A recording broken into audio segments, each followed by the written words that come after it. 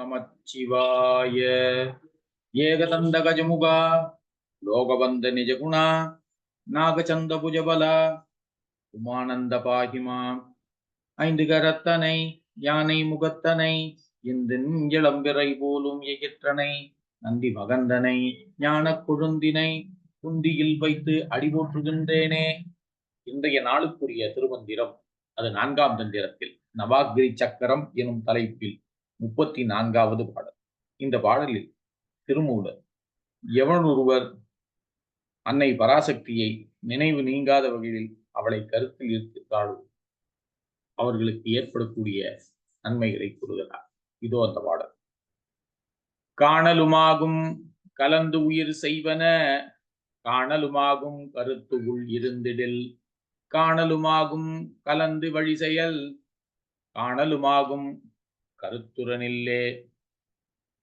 காணலும் ஆகும் கலந்து உயிர் செய்வன, ஆறுயிர்களோடு கலந்து அம்மை அவற்றிற்கு அருள்வதை நாம் கண்கூடாக காண இயலும். காணலுமாகும் கருத்து உள் இருந்திடில், அவளை மனதில் இருத்தி துதிக்க அவள் கண்ணெதிரே தோன்றி காட்சி தருவதை காண இயலும். காணலுமாகும் கலந்து வழி செயல், உயிர்களோடு கலந்திருக்கின்ற அவள் அவ்வுயிர்களை வழிநடத்தி செல்வதையும் நாம் காணலாம். இவையெல்லாம் எப்பொழுது நடக்கும்?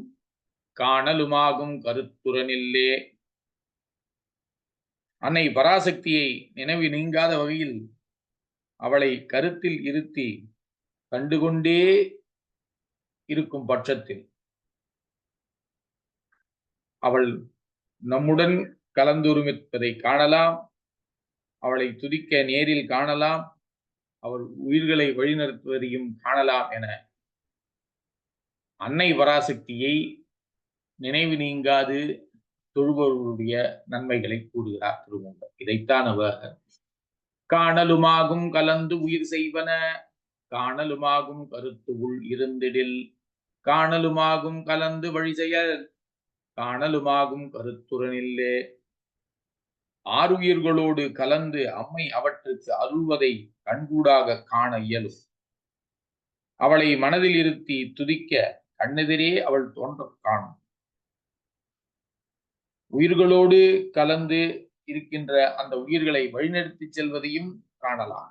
எனவே அவள் நினைவு நீங்காத வகையில் அவளை கருத்தில் இருத்தி கொண்டே நீ துதித்து இருப்பாயாக என நமக்கு அவளை நினைவு நீங்காது துதிப்பவர்களுடைய நன்மையை கூறுகிறார் திருமூலர்.